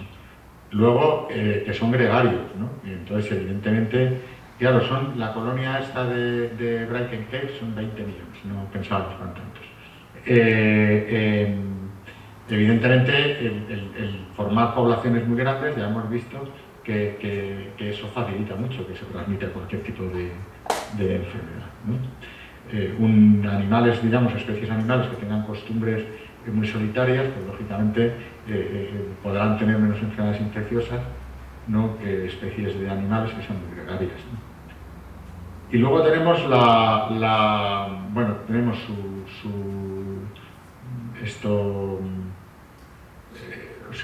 su longevidad, ¿no? Hemos dicho que son muy longevos, ¿no? Y luego hay algunas características metabólicas que les hace particularmente proclives a tener infecciones víricas, y eso hay que explicar por qué. En primer lugar, a pesar de que ser mamíferos, es decir, son seres homeotermos, ¿no? Sin embargo, son capaces tanto de bajar la temperatura por debajo de 5 grados durante la hibernación, como de subir a más de 40 grados durante el vuelo. Es decir, un murciélago durante el vuelo, ¿no?, porque además no tienen vuelo de planeo, tienen vuelo batido. Es decir, para poder volar no planean como las aves, tienen que batir las alas muchísimo para mantenerse en vuelo. Entonces, tienen una frecuencia cardíaca durante el vuelo, están a una frecuencia cardíaca de más de 1000 latidos por minuto. La temperatura corporal les sube a 41 grados centígrados, ¿no? Fijaros la diferencia, ¿no?, de invierno a 5 grados de temperatura corporal y unos 10 latidos cardíacos por minuto, ¿no? Y la demanda energética durante el vuelo es de unas 1200 calorías por hora, ¿no? O sea, esto es lo que hace que los murciélagos tengan que comer unas cantidades ingentes de comida. Es decir, los murciélagos se comen todos los días pues prácticamente su peso en insectos, ¿no? Es decir, comen, digamos, una cantidad de insectos tremenda, ¿no? Porque la ineficacia, digamos, energética de su vuelo hace que tengan o sea, gastan más gasolina que el peor, digamos, de los coches que se fabricaba hace 50 o 60 años, ¿no? Tienen que estar constantemente recibiendo combustible, esto para poder volar, ¿no? Eso hace también que nos den un servicio muy importante, porque, insisto, la cantidad de insectos que tienen que comer es muy grande, ¿no?, para poder soportar esta demanda energética, ¿no? Entonces, ¿qué es lo que parece que ocurre? Lo que parece que ocurre es que, o sea, si nosotros nos pusiéramos durante varias horas, ¿no?, que es con lo que vuelan los murciélagos por la noche, con un ritmo cardíaco de 1200 latidos por minuto y 41 grados de temperatura, nos moriríamos. O sea, no duraríamos nada, ¿no? En pocos minutos nos habíamos muerto. Es decir, nuestro organismo no puede soportar eso. Y en gran parte es porque lo que produciríamos es una respuesta inflamatoria masiva. Es decir, se producirían pirógenos en tal cantidad que produciríamos una respuesta. Nuestro sistema inmune produciría una respuesta inflamatoria masiva, ¿no?, que sería incompatible con nuestra vida.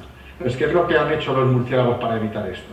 O sea, ¿cómo pueden los murciélagos evitar eso? Pues teniendo un sistema inmune que es muy diferente del resto de los mamíferos. Entonces, los murciélagos tienen un sistema inmune que no es propenso a producir inflamación, a producir respuesta inflamatoria. Entonces, esto a su vez tiene como consecuencia, ¿no?, que las enfermedades, que cuando se infectan por un virus, como sabéis, que el daño que producen los virus en general se produce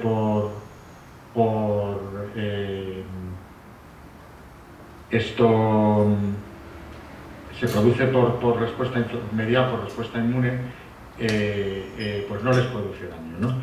Entonces, en consecuencia, los murciélagos tienden a hacer infecciones persistentes y además sin que les produzca esto daño, ¿no?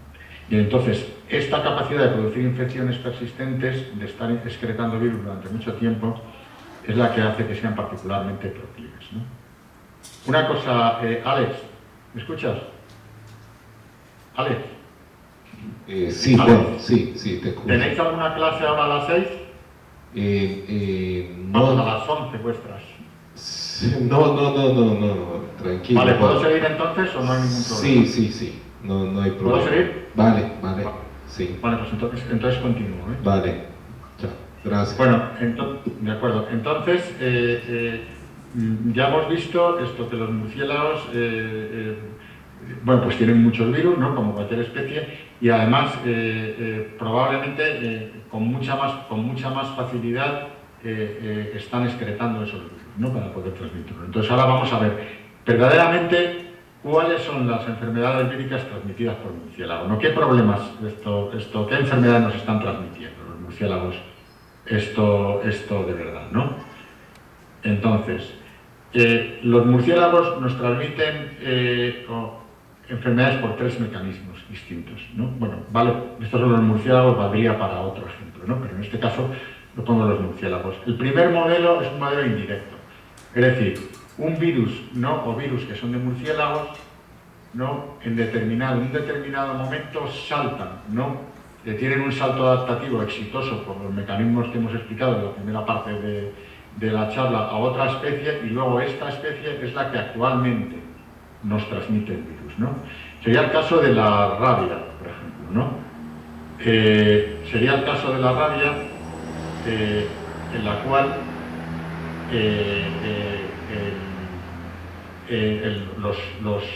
los lisavirus, ¿no? Que luego lo veremos un poquito mejor, pero tienen una enorme diversidad de murciélagos, es decir, se conocen ya 20, ¿no? Lisavirus diferentes. En realidad 17 que están ya admitidos por el Comité de Taxonomía de Virus y 3 más que están pendientes están descritos en bibliografía, pero pendientes de admitir, ¿no?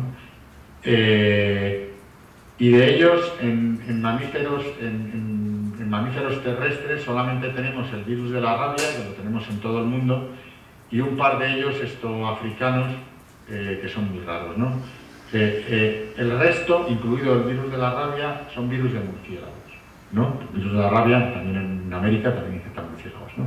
Es decir, que la biodiversidad de virus de lisavirus, que son los virus que producen rabia, en murciélagos es mucho mayor. Esto es lo que nos está indicando que este grupo de virus, su hospedador natural, su reservorio ancestral evolutivo son los murciélagos, ¿no? Entonces lo que pasó es que en algún momento un lisavirus de murciélagos fue capaz de adaptarse, digamos, a mamíferos terrestres y dar lugar al virus de la rabia, ¿no? Cuando miramos el reloj molecular, es decir, se cogen todas las cepas, ¿no? De virus de la rabia que actualmente conocemos, y aplicando, se mira cuál es la distancia, digamos, entre ellas, ¿no? Y sabiendo cuál es la velocidad de mutación que tiene el virus, ¿no? Calculamos, ¿no? En qué momento, digamos, estuvo el ancestro común de esos virus, ¿no? Lo que nos sale es que el ancestro común de todos los virus de la rabia, de todas las cepas de virus de la rabia que tenemos ahora, está entre 900 y 1500 años, no millones, entre hace 800 y 1500 años. No, esto no se corresponde con el registro histórico, porque hay descripciones, digamos, de las clínicas de rabia mucho antes de hace 1500 años, ¿no? En concreto, hay descripciones de rabia perfectas de médicos griegos de hace más de 2000 años, incluso hay algunas referencias que, bueno, pueden ser rabia o no en culturas asirias y mesopotámicas y tal, hace 3000 y pico años, ¿no? Pero en concreto, la conclusión es que probablemente los lisavirus llevan millones de años en murciélago, pero solo unos pocos miles, son unos pocos cientos en mamíferos extraterrestres, ¿no? Bueno, otro caso, ya entrando en coronavirus, ¿no? Sería el caso del MERS, ¿no? El MERS es una enfermedad respiratoria aguda con una mortalidad altísima. Yo creo que el MERS estaba, no sé si lo tengo por aquí, pero el MERS estaba pues también en torno a un 30-40% de letalidad. 34, 33 y algo. 34, estaba por ahí el MERS. Es altamente letal, ¿no? Entonces, el virus es originario de la península arábiga, ¿no? En concreto el país que más tiene es Arabia Saudí, y luego también los países de alrededor, Emiratos, Yemen, Omán, etc. Y lo que se sabe es que el reservorio es el dromedario, ¿no? Es un virus que circula en dromedarios y que esporádicamente se produce una infección de dromedarios a humanos, pero eso sí, cuando se produce una infección en humanos, tiene cierta capacidad de transmisión entre humanos, ¿no? Eso sí, tiene que ser ligado a medio, pues eso, o medio familiar o transmisión intrafamiliar o en hospitales, ¿no? A personal sanitario, etc. Es decir, por contacto con fluidos, ¿no? De los pacientes. No se transmite por vía aérea, ¿no? Sino por contacto con fluidos, ¿no? De hecho, no es capaz de mantener, o hasta ahora no ha sido capaz de mantener circulación en humanos, circulación estable, ¿no? Este virus se produjo, también como pasó con el SARS, se han producido casos. La diferencia entre el MERS y el SARS es que acordaros que SARS, solo el evento que hubo de salto de animal a humano fue un evento único, igual que en SARS-CoV-2, ¿no? Sin embargo, en MERS no. En MERS el virus continúa circulando en dromedarios y se producen de vez en cuando infecciones zoonóticas, ¿no? Que adquirimos de los dromedarios. O sea, no ha sido un evento único y luego no. O sea, se producen infecciones constantemente, ¿no? Que dan lugar a casos aislados o a pequeños brotes autolimitados, ¿no? También se produjo de estos brotes, de los brotes importados, se han exportado casos a varios países. El más importante fue en Corea del Sur, ¿no? No me acuerdo qué año fue, pero yo no sé si fue en 2013 o una cosa así, en Corea del Sur, que fue 186 casos. Corea del Sur fue un país que se defendió muy bien, actuó muy bien desde el principio frente al brote de COVID-19, y en gran parte fue por todo lo que había aprendido con este brote de MERS. O sea, ese brote de MERS le permitió tener unos mecanismos de vigilancia y de defensa de emergencia de enfermedades bastante buenos, Corea del Sur. Bueno, el MERS en realidad, ¿qué tiene que ver con los murciélagos? Bueno, el MERS solo se ha detectado en humanos y dromedarios, pero nunca en murciélagos, ¿no? De hecho, los dromedarios pues tienen anticuerpos, o sea, se sabe, ¿no?, que el dromedario es el reservorio natural, ¿no? Lo que ocurre es que los murciélagos tienen un complejo muy diverso de virus parecidos a MERS, ¿no? Este complejo, este clado, digamos, de coronavirus, ¿no?, donde está el virus del MERS, son los que se llaman el grupo de los merbecovirus, ¿no? Entonces hay merbecovirus, hay una variedad muy grande de merbecovirus en murciélagos, ¿no? Entonces, por tanto, se piensa que de la misma manera que pasó con rabia, ¿no?, en algún momento del pasado, que no sabemos cuál es, probablemente es más cercano que el de rabia, uno de estos virus de merbecovirus del murciélago saltó al dromedario, ¿no? Y ya quedó estable en dromedario, y ahora mismo el que nos lo transmite es el dromedario, ¿no? Claro que un murciélago mordió además a una guía una guía turística mientras estaba enseñando la catedral, ¿no? Entonces se analizó este murciélago y era positivo. Eso causó mucho revuelo porque la colonia seguía dentro de la catedral, además estaban las bóvedas los murciélagos se alejaban en las bóvedas de la catedral y salían volando por la nave y salían por los huecos que hay volando, vuelan, son verdaderos acróbatas, y pasan volando entre la puerta y el muro. O sea, entre el hueco que queda entre la puerta y el muro, pasaban volando por ahí, y esto no salía.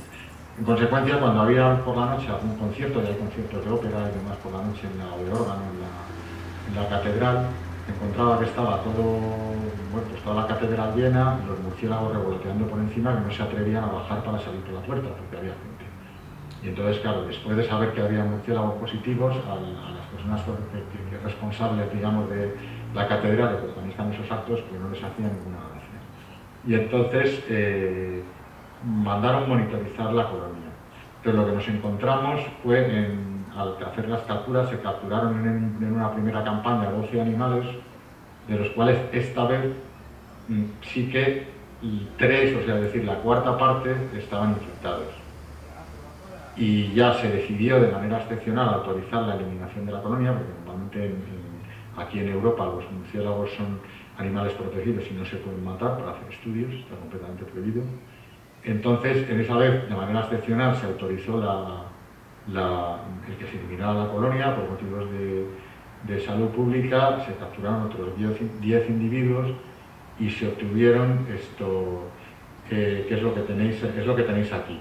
En el mes de mayo lo que obtuvimos se capturaron 12 animales y 4, o sea, el 25% eran positivos por PCR y 3 animales tenían anticuerpos, ¿no? En el mes de junio, un mes después, cuando se autorizó retirar la colonia, se capturaron 20 individuos, de los cuales 10 estaban infectados, eran positivos en PCR, ¿no? Y en ese caso no detectamos ninguno con anticuerpos.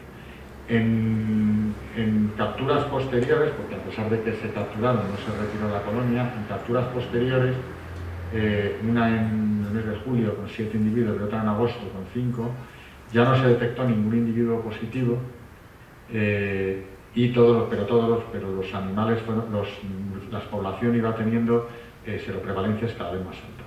Esto quiere decir que esta vigilancia activa, si en lugar de hacerla en cierre, la haces sobre una colonia, ¿no? Donde ya sabes, en el momento en que sabes que el virus está circulando, probablemente la eficacia, digamos, es mayor. Entonces, en este caso lo que te quiero decir es que si te va justo en el momento, sin retrasarse mucho, en el momento del brote, ¿no? O sea, cuando tienes el brote activo, digamos, en el caso de la rabia paralítica bovina, podrías a lo mejor estar más en esta situación. Y entonces esa baja eficiencia que os decía yo de encontrar virus, individuos que tienen PCR positiva en el exudado faríngeo, podría hacer que ganaras mucha eficiencia. Pero tienes que ser rápido, e ir en el momento en el cual te has enterado de que el virus está circulando y probablemente sigue circulando, ¿no? O sea, es un poco otra de las enseñanzas, ¿no? Y otra cosa que vimos en este caso es que cuando mirábamos, claro, porque aquí por primera vez teníamos 20 individuos que teníamos cadáver, o sea, muestra de cerebro y exudado faríngeo en paralelo, cosa que normalmente no tenemos, o tenemos, vamos, salvo de los murciélagos que nos entran por vigilancia pasiva, ¿no? Que están muertos, por definición, porque analizamos el cerebro, ¿no? En los de vigilancia activa nos pasa que analizamos el exudado faríngeo, pero no el cerebro, porque nos hemos soltado, ¿no? Pero en este caso teníamos, de animales sanos, teníamos las dos muestras, ¿no? Entonces, lo que observamos fue, esto es la situación en animales, en los animales que tenían positivos el cerebro, ¿no? Y lo que mirábamos era el índice de masa corporal. El índice de masa corporal es más o menos una relación entre la talla y el peso, ¿no? del animal. Entonces, lo que te miras es lo que te enseña si el murciélago está más o menos delgado, por decirlo de alguna manera, y eso se asume como condición física, ¿no? Es decir, un animal que tiene un índice de masa corporal bajo se considera que tiene una condición física mala porque está enfermo, ¿no? Y un animal que tiene un índice de masa corporal correcto se considera que está sano, que no está enfermo. Entonces lo que vimos es que los animales positivos en cerebro tenían un índice de masa corporal bajo, es decir, estaban mal, estaban afectados. Aquellos que eran negativos, tanto en exudado faríngeo como en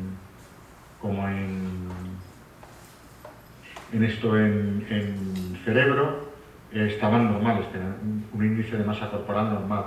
Pero aquellos que eran positivos en exudado faríngeo y negativos en cerebro, tenían también en general un índice de masa corporal normal.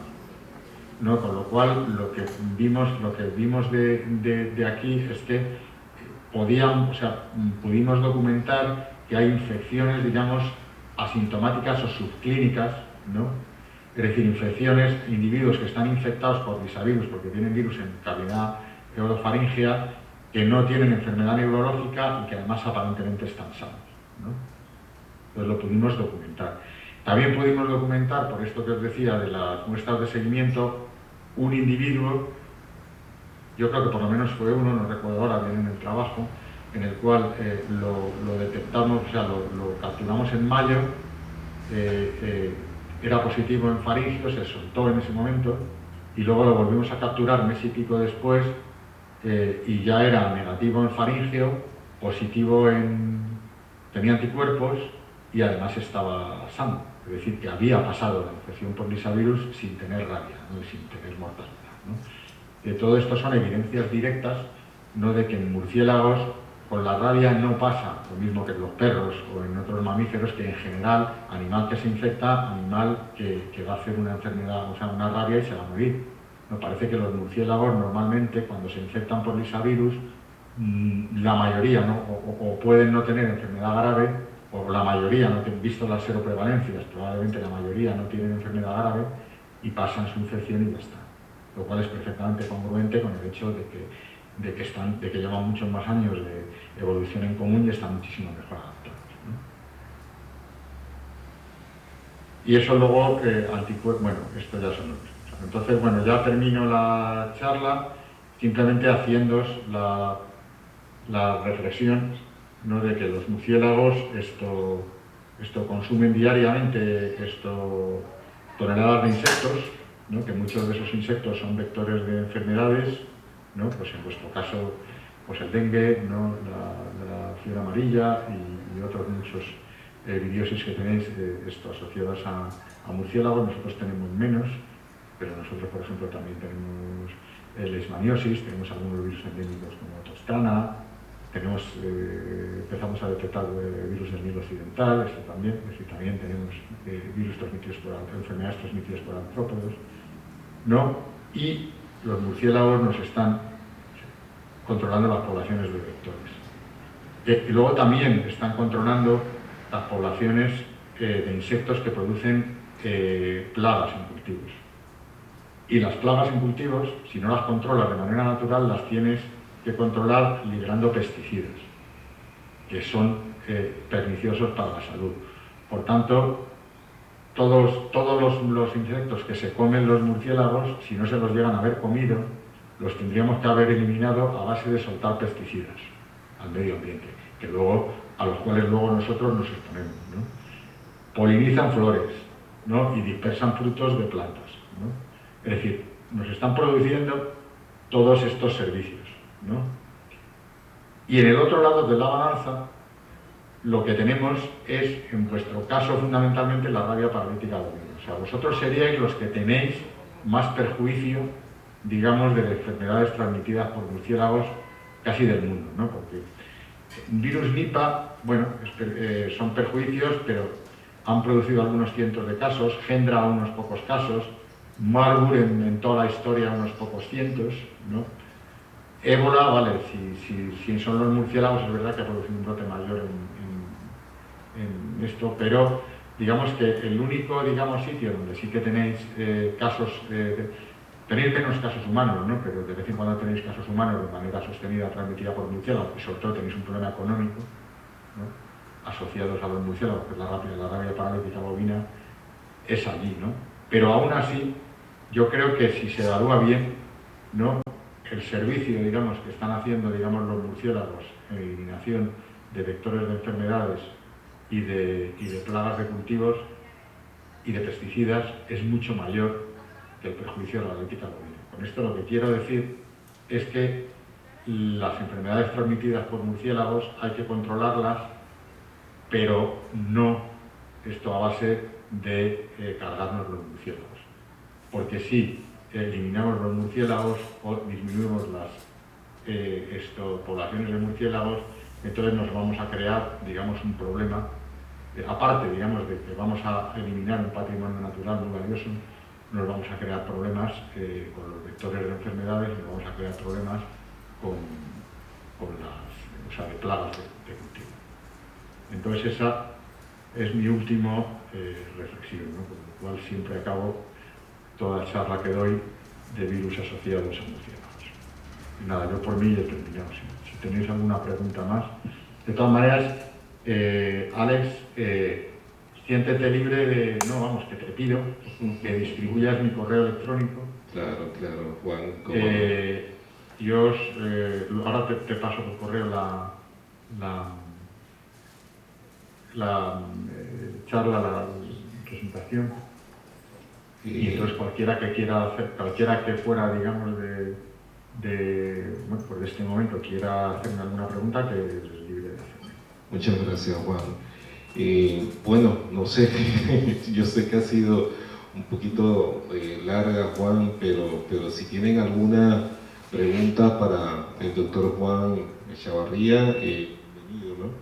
Sí, entonces, y también a los asistentes vía web se les agradece mucho, sí, su participación. Y bueno, cualquier pregunta, cualquier duda que tengan, bienvenida sea, antes de que podamos cerrar la transmisión y darle las gracias al doctor Juan Emilio Echavarría, ¿no? por su valiosa conferencia y que bueno, que sabemos que nuestra gratitud es de gran importancia. Entonces no sé si tienen alguna pregunta. ¿Alguien de acá? Los chicos parece que no tienen preguntas, Juan. No sé si están cansados, es normal. Sí, están un poquito agotados, pero bueno, ahora lo voy a poner contento. Ahora converso con ellos. ¿Sí? Entonces, y no sé si de los asistentes vía web, si hay alguien que tenga alguna consulta o alguna pregunta, bienvenidas sean, ¿no? Si no hay preguntas, entonces, bueno, Juan, agradecerte tu disposición, tu tiempo, por siempre estar ahí, después de tantos años de mi retorno a Panamá, nunca hemos perdido el contacto. Y bueno, como te decía, ojalá que pronto no sea vía web, sino que podamos hacerlo presencial y que podamos hacer un seminario acá, taller, poder hacer capturas, poder hacer muestreos, poder hacer diagnóstico y dejar esa tecnología ya estandarizada dentro del país y podérsela posteriormente transferir al Ministerio de Desarrollo Agropecuario, ¿no? Ojalá podamos hacer eso, Juan, y de verdad, de todo corazón, gracias por tu tiempo, por tantas horas transmitiéndonos conocimiento de primera mano. Como yo se lo he transmitido a los estudiantes, ya tú tienes muchísimos años trabajando en esto y bueno, también le transmití que varias de mis compañeras que estuvimos coincidiendo en el mismo periodo de doctorado estaban haciendo doctorados en rabia contigo y bueno, esa es experiencia y todas las publicaciones que has venido haciendo. Bueno, Juan, gracias. No sé si quieres dar algunas últimas palabras para cerrar la transmisión, ¿no? Repetiros otra vez que las gracias a vosotros por invitarme, que efectivamente me hubiera gustado estar ahí en Panamá y podría haber sido, pero tenía, digamos, en este momento, el momento que se planteó, tenía algunos compromisos ahora ya de que no podía, dejaba gente con la que me había comprometido, alumnos y demás, y no podía, pero que mi voluntad es que para el año que viene, incluso antes si puede ser, el poder planificar las cosas para poder estar allí presencialmente, que es donde me gustaría estar hoy exactamente. Así que mi deseo y mi voluntad, desde luego, es ese. Y desde luego también, por supuesto, de iniciar, de mantener, o sea, de estrechar mucho más los lazos de cooperación y hacer más estudios juntos. Como no, Juan. Tenemos al doctor Antonio. Doctor, quiero hacerte una pregunta. ¿Tiene el micrófono apagado? No. Ajá, ya. No, lo tiene apagado. De nuevo, ajá.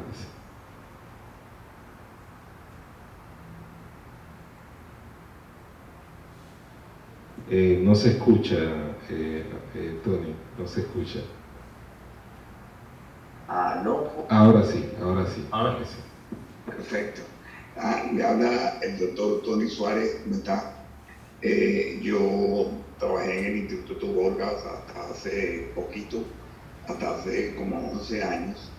Y nada, me pareció súper interesante oír la conferencia y contarle un poco que en el tiempo que trabajé en el Gorga y que sigo soportando apoyo al Hospital Santo Tomás, hemos tenido mordidos de quirópteros que muchos no hemos sabido si son démodos o no. Y al principio que comenzamos en esto, en el 2013-2014, era difícil reactivar el protocolo de prevención para vacuna de rabia. Actualmente sí tenemos algo ya bien establecido en el Hospital Santo Tomás, pero es una realidad que aunque tenemos rabia paralítica en ganado, no hay reporte de rabia paralítica, perdón, de rabia en humanos, pero sí las mordeduras son un punto interesante. Yo trabajé por mucho tiempo en Venezuela y tengo una casuística y algunas cosas pequeñas de mordeduras de quirópteros en el área urbana de Caracas.